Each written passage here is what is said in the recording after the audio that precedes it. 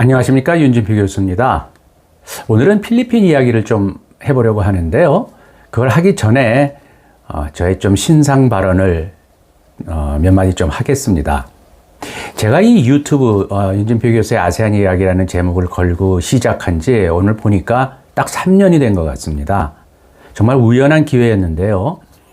너무나 잘 아시다시피 3년 전에 우리는 코로나 사태를 맞았죠. 그래서 학교에서도 비대면 수업으로 다 전환이 되었습니다. 저 같은 경우에도 갑자기 이게 강의를 비대면으로 녹화를 하거나 뭐 이렇게 해서 하라고 해서 준비를 해야 되는데, 그때 들었던 그 녹화용 앱 강의가 이 키네마스터라고 하는 그 핸드폰으로도 쉽게 찍을 수 있는 그 앱을 소개를 받았고요.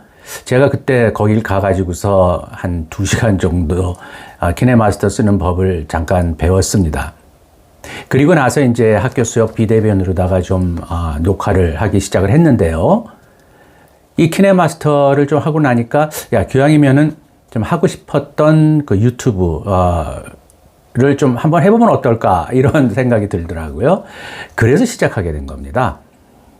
즉, 학생들이 아니고 일반인들한테 기왕이면 많이 알려져 있는 이 유튜브라는 채널을 통해서 동남아시아에 관한 저의 이야기, 또 하고 싶은 이야기, 이런 것들을 좀 한번 전달해 주면 어떨까라는 생각으로 시작을 했거든요. 그리고 지금까지 키네마스터를 이용을 해서 저는 지금도 제 핸드폰을 켜고 이렇게 찍고 지금까지 보니까요, 오늘까지 찍게 되면은 95차례 영상을 찍는 게 되더라고요. 저로서도 이렇게 많이 그동안 꾸준히 해왔을까 좀 놀랐습니다. 그리고 정말로 예상치도 못하게 올 초에 1000명을 넘어서는 구독자가 생기더라고요. 전혀 정말 예상치도 못했던 것입니다. 솔직히 저는 이 윤진표 교수의 아세안 이야기를 시작을 하면서요, 제가 가지고 있었던 나름대로의 목표는 2가지였어요. 하나는 뭐냐면은 제가 평생 공부해오고 전공을 한 동남아시아, 아세안에 관한 이야기들을 좀 일반인들에게 좀 쉽게 또 간략하게 이렇게 좀 정리를 해서 알리자라는 그 목적 하나였고요. 그 다음에 2번째는요, 개인적으로 저는 뭐 책을 쓰고 또 연구를 하는 교수이자 학자입니다만은 이런 기록을 쭉 남기다 보면은 언젠가는 10년 뒤건 20년 뒤건 제 나름대로 이 자료가 저의 하나의 뭐 자서전과 같은 그런 기록물이 되지 않을까라는 그런 욕심도 솔직히 좀 있었습니다. 그래서 이러한 목적을 가지고 지금까지 진행을 해왔고요. 하다 보니까 벌써 3년이 흘렀네요. 그래서 꾸준히, 그래도 많진 않지만 꾸준히 여러분들이 들어봐 주시고 또 했던 것들, 이런 속에서 많은 힘이 되었습니다. 물론 정말 아직도 이런 동영상을 만들고 하는 데 있어서 너무나 부족한 면이 많습니다. 내용적으로 괜찮다, 또 많은 또 소개를 받았다라는 이렇게 또 격려의 댓글도 달아주시는 분들도 있었고요. 이게 무슨 맨날 너무 평범하다, 또 녹음의 상태가 왜 그러냐, 또 화면이 너무 지루할 정도로 그냥 강의식으로 간다, 이런저런 비판적인 조언에 그러한 댓글들도 많이 주셨습니다. 너무나 감사합니다. 저로서는 그러한 모든 것들을 다 수용을 해서 잘 만들어 보고 싶은 욕심은 계속 났지만, 그것을 제 능력이 한계가 있어서 아직도 이 동영상을 좀 관리하고 유튜브를 좀 더 재미있게 만드는 것에 대한 실력은 떨어지는 것 같습니다. 노력하겠습니다. 좀 더 노력을 해서 좀 더 재밌게, 좀 더 보시기 편하게 좀 그렇게 만들었으면 하는 그런 노력을 앞으로도 계속해 나가겠습니다. 어떤 자료를 좀 제가 강의하는 내용 중에 어떤 것을 좀 들었으면 좋은지, 또 이런 것들을 여러분들 댓글을 통해서 좀 많이 좀 올려주셨으면 좋겠어요. 그러면 제가 능력이 닿는 한 열심히 준비해서, 또 제가 목표로 하고 있는, 저는 모든 이런 강의 내용이나 주제를 10분 이내로 짤막하게 하려고 합니다.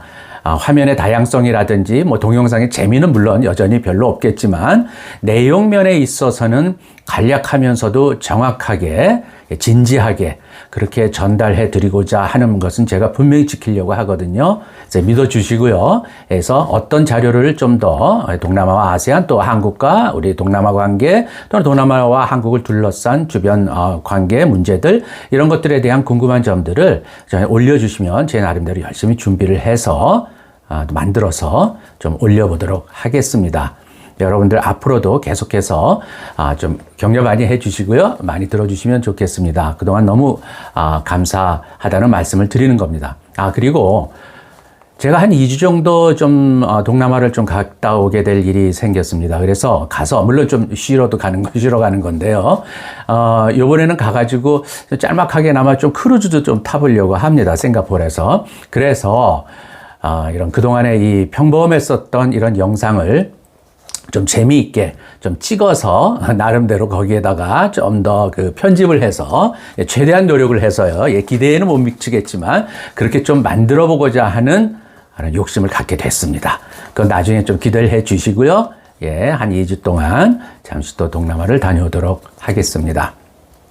오늘은 여러분들에게 이 봉봉 마르코스 필리핀 대통령이 안고 있는 필리핀의 그 난제들에 대해서 제가 조금 말씀을 드리겠습니다. 2022년 5월 달에 필리핀 국민들은 페르디난드 봉봉 마르코스 주니어 주니어를 대통령으로 선출을 했죠. 이 마르코스 주니어는요, 필리핀의 역사상 가장 폭력적인 시대였던 1965년부터 1986년까지 이 나라를 통치했었던 페르디난드 마르코스 대통령의 아들입니다. 그런데 이 마르코스 주니어가 선거운동을 통해서 주로 온라인을 통해서 주로 또 선거에서 많은 표를 얻게 된 배경이 우리식으로 얘기하면 좀 MZ세대들, 즉 지난 과거 65년부터 86년까지의 마르코스의 통치 시대를 모르는, 경험하지 않은 그런 젊은 세대를 향해서 온라인을 통해서 자기 아버지가 통치했었던 그 시대, 그 20년의 시대가 계엄령의 시대였거든요. 그런데 이 시대를 마치 황금의 시대로 묘사를 했었어요. 그리고 이것이 그대로 통했습니다. 그래서 마르코스 가문의 이 성공도 그래서 여기서 굉장히 강조를 하면서요. 전체 캠페인에서 어떻게 얘기를 했냐면 야당이 국가 발전을 방해했고 필리핀 사람들은 이제 자기 아버지인 마르코스가 시작한 것을 계속 즐기기 위해서 단결할 필요가 있다. 이렇게 선거운동을 몰고 갔습니다. 이게 통했습니다. 그리고 결국 마르코스 주니어는 대통령이 당선이 됐는데요. 그러나 저는 분명히 말씀을 드립니다. 이 말처럼 모순되는 것은 없습니다. 마르코스가 통치했었던 1965년부터 86년까지의 그 시대는요. 분명히 암흑의 시대였고요. 그 잘 나가던 그다음에 동남아시아와 아시아의 하나의 모범국이었던 필리핀을 지금과 같은 상태로 만들어버린 바로 주인공이 그 마르코스 대통령이었고 그의 측근들이었습니다. 그래서 현재의 필리핀을 만들어버린 이러한 후회스러운 과거였기 때문에 저는 분명히 이것을 지적하지 않을 수가 없습니다. 제가 동남아시아를 전공을 하면서도 가장 아쉬워하는 두 나라가 있는데요. 바로 필리핀과 미얀마거든요. 두 나라 다 아시아를 대표했었던 5, 60년대까지만 해도 잘 나가던 나라였지만 이 나라들이 결국에는 리더십의 결함에 의해서 필리핀 같은 경우에는 마르코스 대통령의 시절, 그 다음에 미얀마 같은 경우에는 1962년 이후에 내윈의 군부 통치 시절, 이것이 결국 지금의 아시아의 후진국인라고까지 불릴 수밖에 없는 필리핀의 상태, 또한 미얀마의 상태를 만든 원흉이라고 저는 감히 말씀을 드립니다. 이런 가슴 아픈 이야기들이 그대로 덮어지면서 오히려 현재에 와서는 이 마르코스의 아들인 봉봉 마르코스가 대통령이 되는 상황이 작년에 필리핀에서 발생을 했던 것이죠. 필리핀 같은 경우라면은 지금 제가 보여드리는 이 표가 하나 있는데요. 이것이 바로 필리핀의 정치는 주요 섬마다 주요 정치 가문들이 장악하고 있는 정치예요. 그러다 보니까 이것이 결국 대통령서부터 부통령, 상하, 양원, 의원들, 또 주지사, 시장까지 면면이 이어지는 이런 정치 가문들이 마치 세습하는 식으로 필리핀의 정치를 좌지우지하고 있는 모습이 현재도 계속되고 있습니다. 이것을 저는 지적을 하지 않을 수가 없고요. 이러한 구조가 깨지지 않는 한 필리핀의 정치가 과연 그런 선진 정치, 또 나아가서는 필리핀의 사회를 이렇게 보다 더 발전된 사회로 만들 수 있을까라고 하는 좀 회의스러운 생각을 갖고 있는 게 저의 솔직한 생각입니다. 얘기가 좀 길어지고 있는데요. 자, 아무튼 간에 대통령이 당선되고 나서 2022년 6월에 필리핀의 정부를 인수한 봉봉 마르코스는요, 이후 대외관계 차원에서는 비교적 좋은 점수를 받고 있지만요, 국내 정치적인 것, 특히 경제적인 면에서는 여전히 숱한 난제에 직면해 있습니다.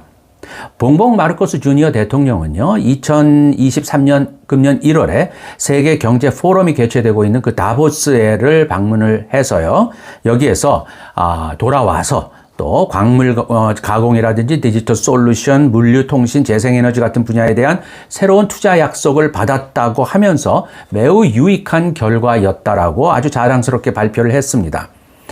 다보스 포럼 참석은요, 전임에 조금 약간 그 내향적 성격을 갖고 있었던 이 두테르테 대통령이었거든요. 그와는 달리 필리핀을 다시 국제 무대에 재진입시키는 하나의 토대를 놓았다, 이렇게 평가되기도 했습니다. 저도 그렇게 평가하고요, 나름대로는 괜찮다고 생각을 해요. 그리고 마르코스 대통령은요, 작년에 취임했었던 첫 국정연설에서 필리핀의 영토를 한치도 내주지 않겠다고 선언을 하면서 외교정책 방향을 분명히 했습니다. 그리고 필리핀이 마치 중국의 속국으로 그렇게 되는 것은 결코 막겠다는 그러한 결연한 의지를 보인 것이었죠.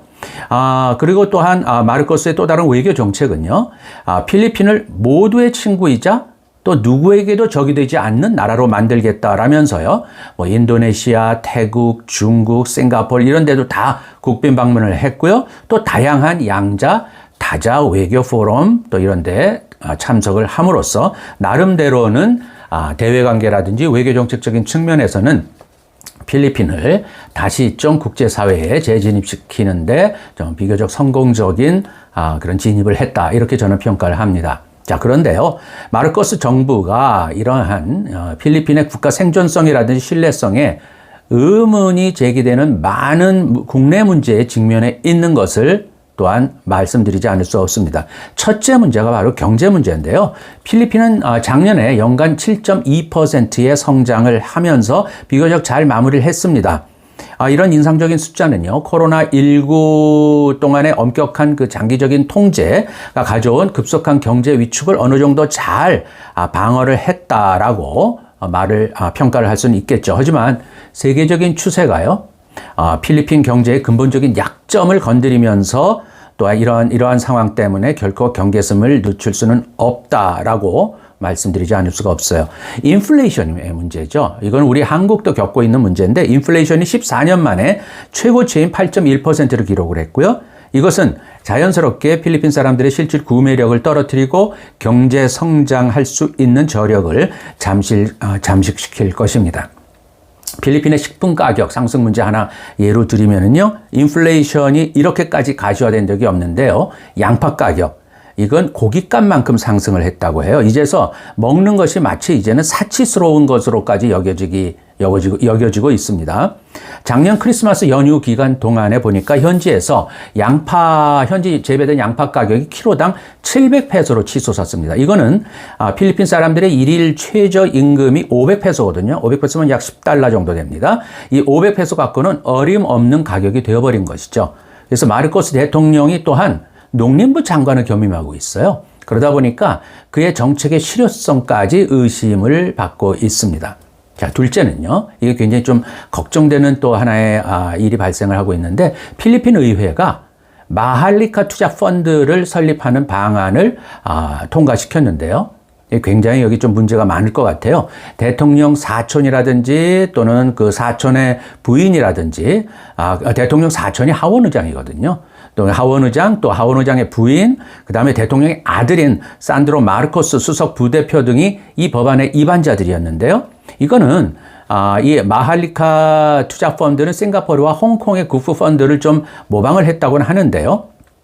마할리카의 그 스타트업 자본은 정부 금융기관에서 인출되는 것으로 되어 있습니다. 많은 사회 단체들이 반발하면서 정부가 이 국민연금에 손을 대는 것을 저는 반대를 하고 있죠. 빈곤과 생계 보조금 형태의 사회 프로젝트뿐 아니고요. 전력망 댐, 통신, 인프라 뭐 이런 데까지 대규모 프로젝트에 자금을 조달할 계획인 이 마할리카 펀드는요. 대통령이 직접 주재하는 정부 기업에 의해서 관리될 예정이에요. 이게 바로 문제라고 보는데 필리핀 정치의 역사적인 부패 구조를 아는 저로서는요. 국부펀드의 운영이 또 하나의 부패의 싹을 심는 것은 아닌지 매우 염려됩니다. 지난 두테르테 정부와는 좀 비교되는 일부 변화가 있음에도 불구하고요. 여전히 많은 것들이 그대로 남아 있습니다. 예를 들어서 필리핀 경제는요. 여전히 부채의 늪에 빠져 있는데요. 두테르테 정부는 코로나19 기간 동안에 차입금으로 인해서요. 12조 7,900억 페소, 이게 달러로 약 2,230억 달러 정도 되는데 이 정도의 미상환 부채를 남겼습니다. 결국 마르코스가 대통령이 된 지 한 달 만에 필리핀 전 국가 부채는 2022년 7월 12조 890억 달러에서요. 9월 달에는 13조 5천억 달러로 증가를 하는 신기록을 갈아치웠습니다. 이런 국내 경제의 압력으로 인해서 마르코스 정부는 여전히 갚아야 될 많은 빚을 안고 있고요.